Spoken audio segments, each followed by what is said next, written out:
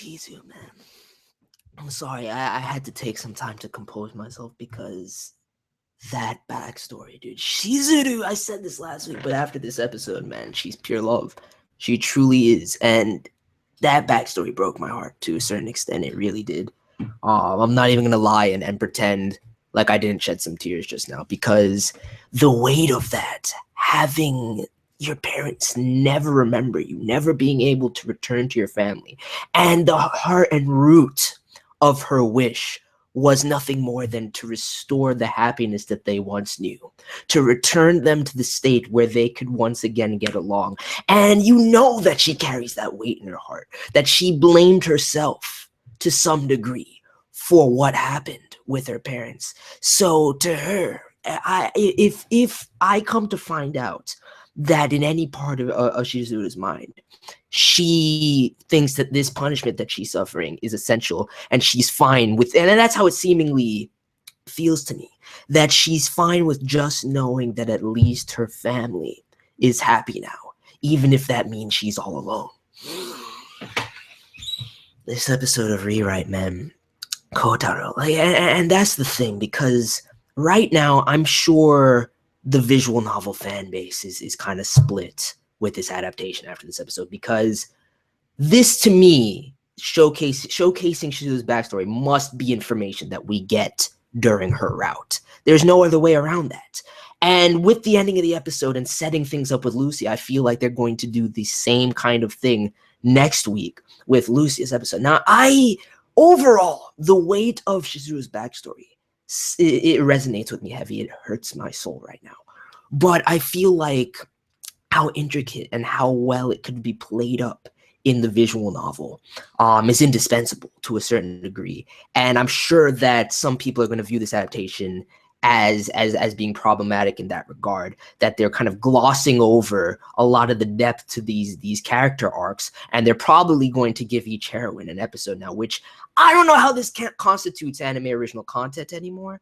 But from an anime-only perspective, having just, dipped my toes into the water with the visual novel, I have to say that this episode was powerful for me. Just feeling Shizuru's backstory for the first time.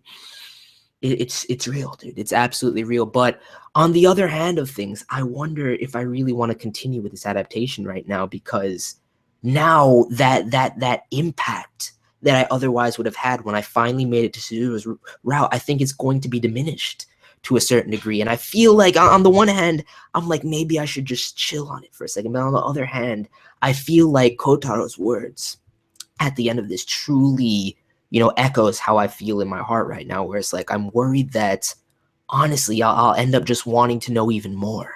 And that's how I feel right now, both for Shizuru's character, for the rest of the heroines, for this world at large, with the subtle buildup that we got in this episode, and a lot of questions raised and some bits of foreshadowing that I can already see taking place. Rewrite episode 4. First thing I need to say is that I'm probably going to have to, as much as it pains me to do this, and there was a lot of AKENE greatness in this episode, that my girl was playing Street Fighter out there. She was playing Battlefield. She's just up in the club room doing whatever the fuck she wants at all times. Has complete disregard for everybody around her. So I love AKENE. Don't get me wrong, it's my God's gift to Eri. But right now, I have to switch AKENE and Shizu's positions. Right now, I'm going to tie Shizu at number 1 with Kotori, because you guys know me. I'm a loyal guy. I selected Kotori for a reason. I feel something about her just really resonates with me, and I'm in love with her. But Shizu is definitely on her level right now. Shizu is most definitely on her level. And there was just so much love that she imbued into this episode that when the backstory hit me, destroyed me, man, it wrecked me. So from the very beginning, lunch with Shizuru. Wait, hold on. I'll be right back.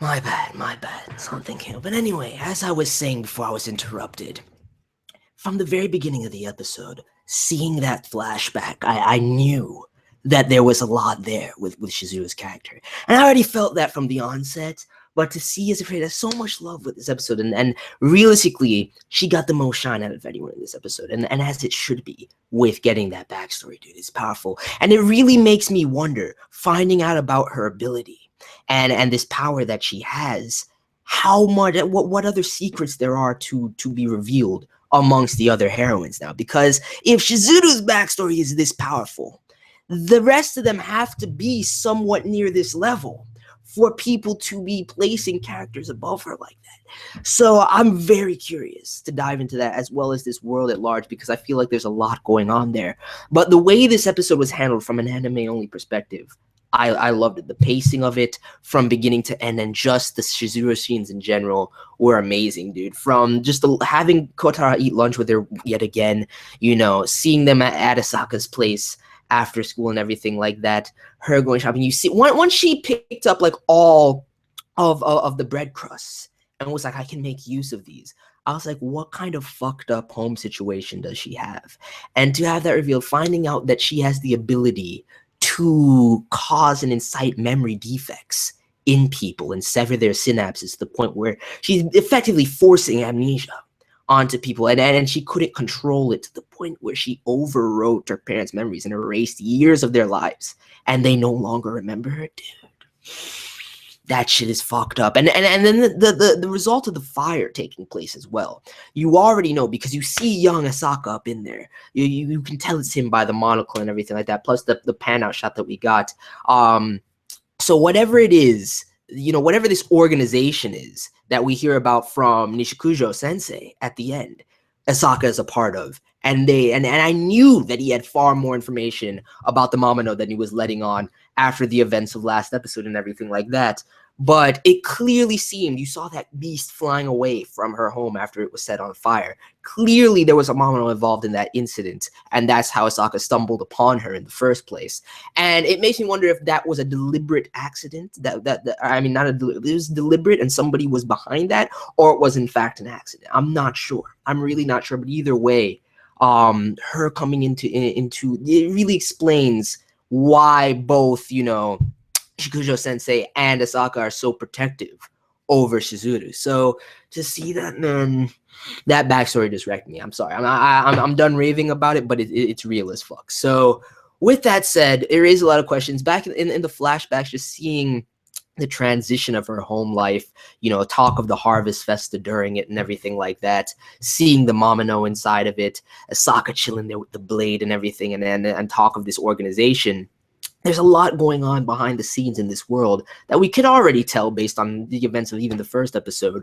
Then Misian, I'm curious to find out, how deep this really runs throughout the rest of it. But even just like, more comedic lines from Shizuru, like, you're one step closer to those oppai after Asaka gives, Kotarou the photos, or your obsession with oppai will disturb the public order. I was just like, dude, she's so much fucking love. When he gives her the music player, and she's like, oh, I'll treasure this. I feel like I've gotten some insight into one of your secrets, so I want to share mine with you. I'm just like, Shizuru is pure love. Pure love, dude. So I'm done raving about Shizuru, but the moral of this story right now, the overarching feeling I have coming off of this episode is that I am absolutely in love with this character, and I want nothing more than for her heart to be protected.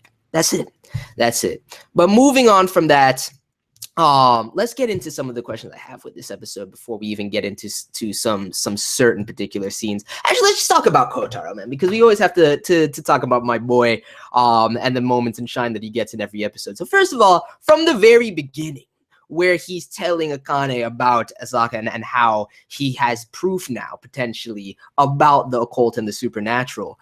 I'm just like seeing that scumbag stare as he looks at her oppai yet again. And she's like, why would that even make me happy? Wouldn't finding this out only benefit you? I'm like, AKENE have a point. Everybody at this point really thinks that the man is wholeheartedly just after her oppai right now. That's the only thing driving him, when we know as a viewership that he in fact wants answers on a broader scale to what's going on with Kagari, what he witnessed in episode 1 with the two, kind of the two nature Seirei is what I'll probably call them, because I'm forgetting their name. One of them was like Gillen. I forget the other one's name. But and that huge the Mamino encounters that he had in that fiend last episode. So there's a lot more weight there. But at the end of the day, the comedy and having it structured around that and these kind of more lighthearted moments are amazing to witness, dude. As he's looking for Asaka and he stumbles upon these thugs in the slums. And there's something I want to talk about before that, but I want to talk about this one scene for a second first, because the Yoshino shit was hilarious to me, dude, where it's just like, wait, Yoshino? The Slum King, the Lord of the Wolf Pack. I'm just like, yo, wait a second. And as the man like tells him about what Yoshino has done and how he reigns over the slums of the Iron Fist, he's like, yo, this place used to be ruled by drugs and violence, and he's transformed it into a den of wolves with his fists. I'm like, Yoshino actually has far more clout as an absolute. The Mad Dog is a boss in his own right, dude. And I can't wait to get to a portion where we see more of his actions than just the kind of comedic banter between him and Kotarou. But that was hilarious. Once Kotarou found out that the man was younger than him and him just trying to act like a boss and lord over him, I found absolutely hilarious as well. And I love the effect that 8-Bit put there with the kind of, almost panel-esque inner monologue that he had.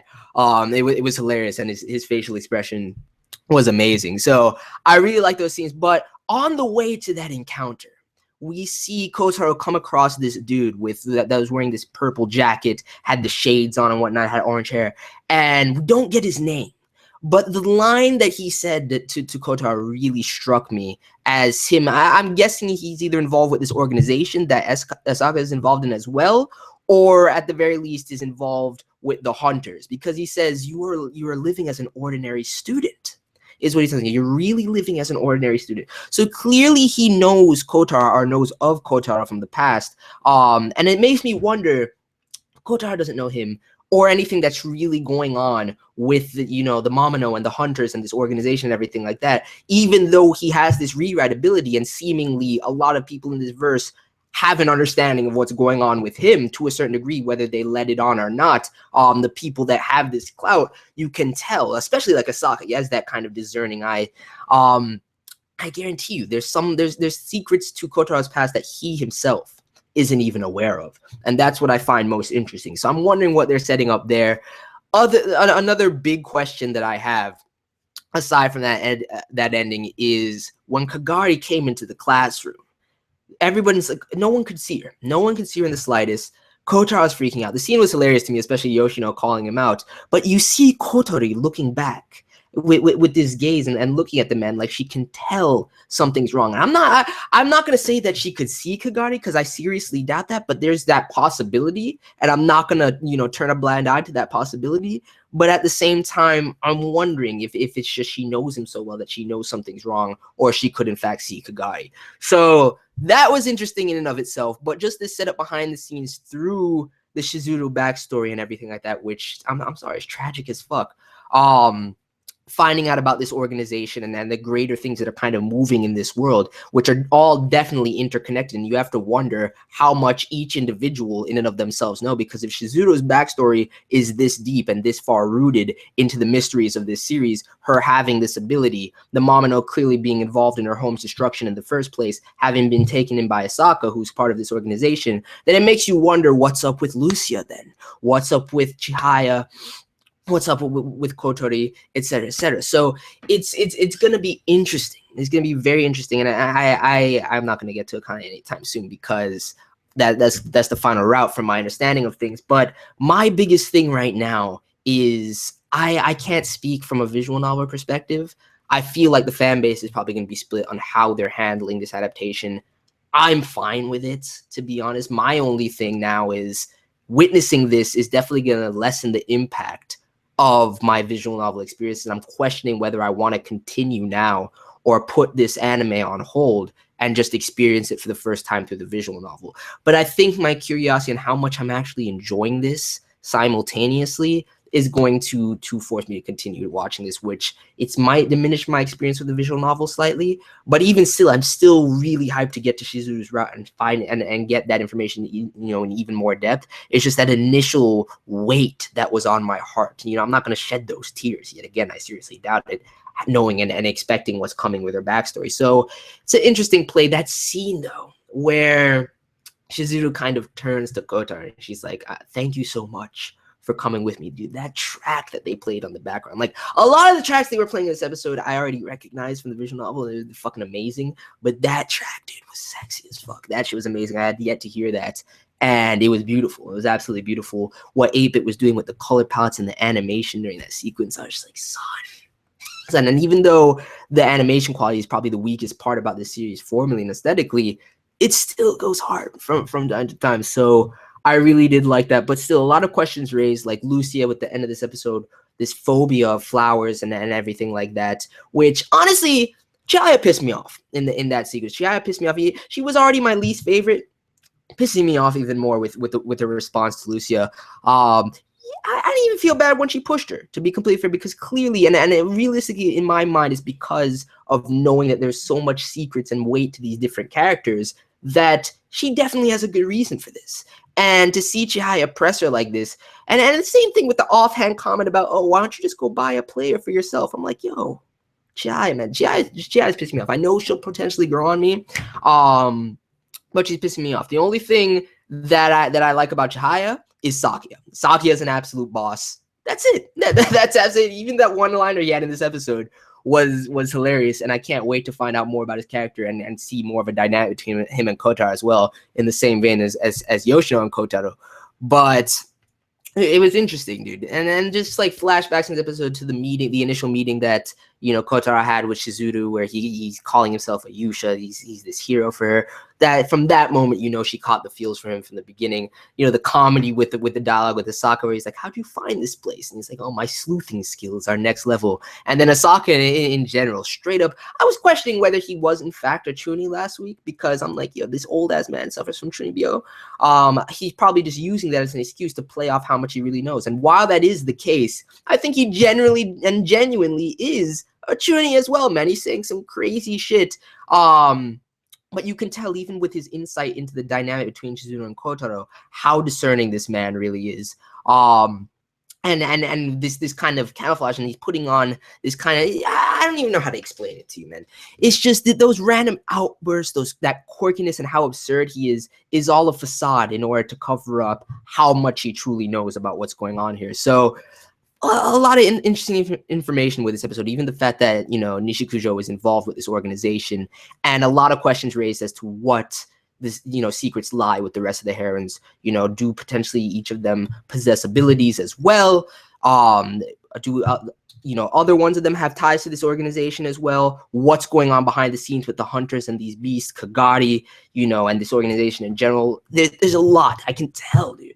And this is why I keep saying that Rewrite feels like a key work in the Nasu-verse, because I can tell there's a bunch of crazy shit happening on a much grander scale that Kotarou might very well have a huge hand in and be a key part of, but it's beyond just the scope of what we're seeing right now, dude. And I can't wait to get into that. So with that said, let me know your thoughts on this episode. I'm gonna chill in the chat for a little bit, see what everybody had to say. And we can parlay for a bit, and then I'm gonna get up out of here. But it's a powerful episode, dude. Shizuru's backstory, I can't get over it. I can't get over it. And if you're telling me that the rest of these backstories and the things that weigh on these girls' hearts are on a similar tier, if not some of them even transcending the feels of that, I'm not ready, man. I'm not ready.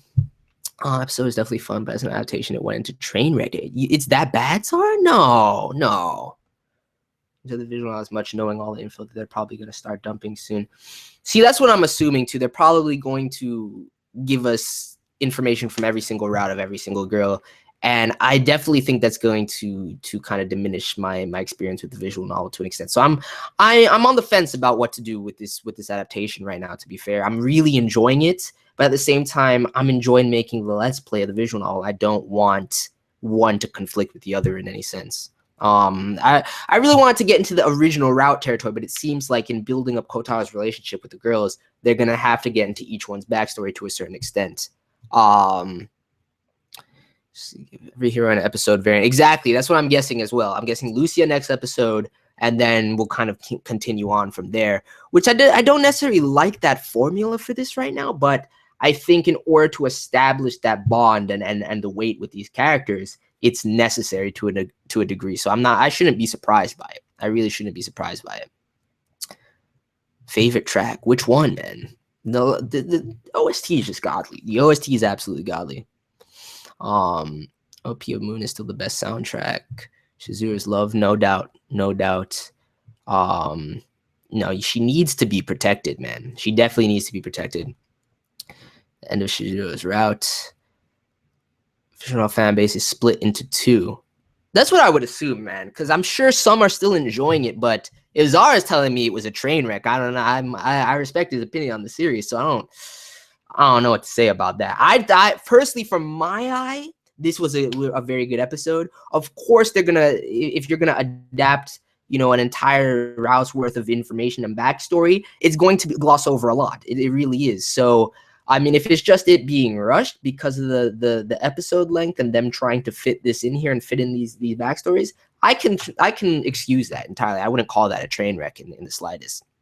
I think it's probably disappointing for visual novel readers to have that weight from the visual novel and then see it done in this way, and it just not of the same caliber. And that's something for me where potentially, even once I dive into Shizuru's route in the visual novel, that's why I think it's not too bad, because I think it's still going to have a certain degree of impact, but it kind of sucks to have been spoiled on, you know, the secrets behind her past and everything like that. So it will be a little bit diminished, I feel like, as well. I understand why they're doing this.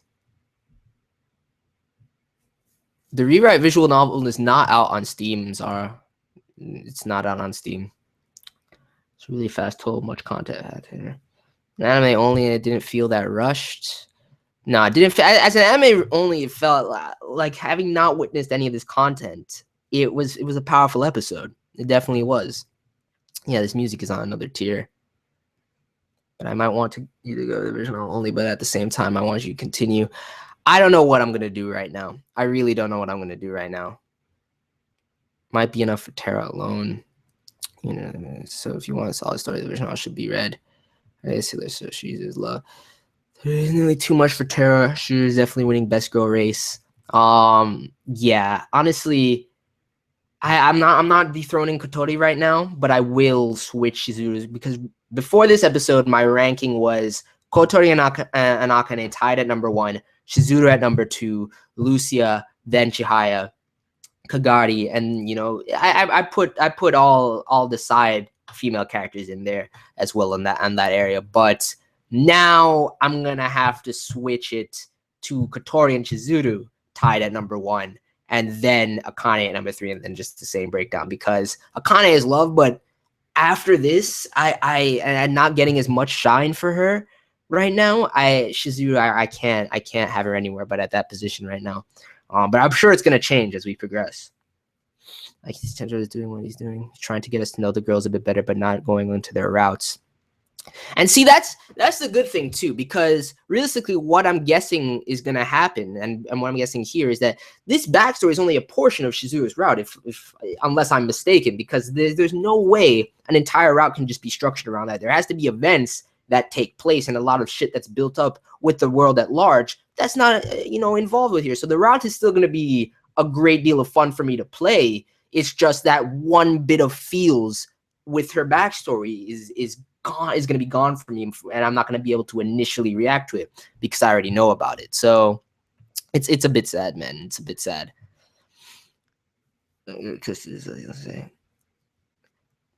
Yeah, I would have said that. Don't get it twisted. AKENE is in fact love, but Shizuru, man, ever said like this is not going to be that enjoyable, to be honest. I don't see how this is rushed, man. I think that this is the only way they can structure it if they do want to, give us and espouse some of the hidden elements of these heroines. That's the only way. It's the only way. I was expecting a completely original content to already start setting in at this point, and that doesn't seem to be the case, though, which is a problem. Talk about your thoughts on the red hair. I already talked about it. I mean, clearly it has something to do with either the organization or the hunters in general, and has links to Kotaro's past in some degree. That's the thing. The fact that he doesn't know him or know about any of this, even though he seemingly is at the center of a lot of it, is crazy to me.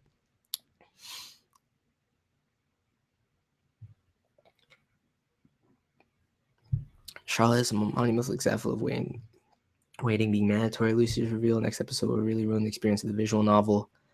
See, I don't want to hear that, man, because now I don't want to have everything spoiled for me. I don't want to know. See, I was hoping I could do this while doing the playthrough, because then I wouldn't know what's coming, because it's supposed to be anime original content. But even these subtle spoilers, it's sad, man. It's sad for me. I'll be salty. I don't even know why we're talking about this right here. How about people could still think that this would be good and faithful adaptation after 8-Bit got announced as studio? Dude, 8-Bit's is a solid studio, man. 8-Bit is a solid studio. Realistically, ever since it was announced that it was anime original scenario, that's when I would have been worried about it. But you can't expect it. It goes without saying with any visual novel adaptation, especially one with this kind of a one core, that is going to feel rushed. It goes without saying. It's par for the course. You have to expect that. I enjoyed Grisaya, and even though and still I haven't played those visual novels, although I need to get on that one day. I enjoyed the shit out of it. So I'm not gonna fault 8-Bit for that. This rush can still review it, and 90% spring. None of this is important. Dude, you guys' conversation is completely off the rails. Nothing I need comment on, to be honest. Maybe we'll play the whole thing while waiting for the anime to be finished. I don't think I'll be able to finish the whole visual novel even by the end of the anime. So he's watching Psychic. So don't worry about that, Erdogan. Don't worry about that.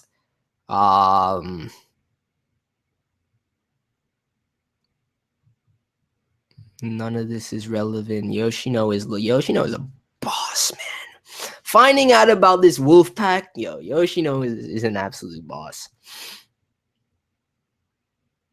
Pawn is there to save the world. What? Taking the time to make it that big and twist ain't there yet. Take a while. See, that's the thing. I don't want to be spoiled on any sorts of twists or revelations. That's the problem. And I should have anticipated this. Honestly, I don't want to drop this anime, though. I really don't want to drop it just in service of the visual novel. So we're just going to have to keep doing both side by side. Either way, I'm sure I'm going to enjoy the visual novel. It's probably the same thing to an extent, as to where there's so much more depth in the visual novel. I'm sure I'm still going to have a great time with it.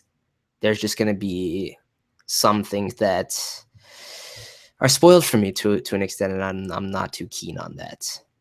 A poll is not going to help me, Zara, because nobody really has enough insight to tell me. Most people that are watching Rewrite haven't played the visual novel. I have to review the anime. The anime won't diminish. The visual has more to offer. You do the proper order. They're really main plot points. See, that's the problem. That's the problem, but because then I won't be able to actually theory craft during the Let's Play. I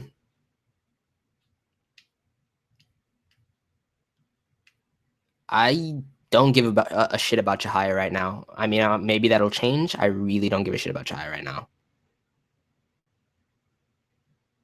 Have the major spoil for Lucia's route. I mean, if you don't want to be spoiled soon, then something, just put it on hold. Finish the video.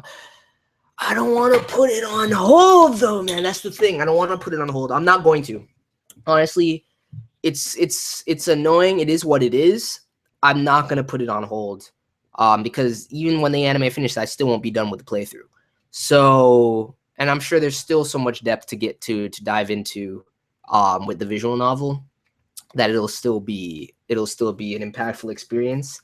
There'll just be certain things that are diminished for me, unfortunately. But I'm not going to stop watching this, because just like I initially said with Kotaro's statement, in the end, I just want to know more. I just want to know more, and I can't stop that desire in me. And I'm really enjoying this anime. I really am. So that's just what I'm going to have to do. And no, Zara, I can't. I'm doing my best with the Let's Play as it is. This is a hectic season. I'm making like 30 plus videos a week. I can't do any more than I'm doing right now without physically exhausting myself and doing other shit. And I still have, what you guys don't understand is I still have a fucking life, you know? Like I still have other things to do outside of all of this. So I can't do any more than I'm doing right now. It's only going to get worse in about a month. It's only going to get worse from there. So it is what it is. It is what it is. So I'm gonna say for now, I'm gonna think about it over the course of this week. I'm gonna think about it as I play through the visual novel some more too, and I'll decide by next episode with, you know, what I want to do. If I decide to put the anime on hold, I'm gonna be counting on you guys to let me know if next episode isn't that bad, I could potentially keep it going or not.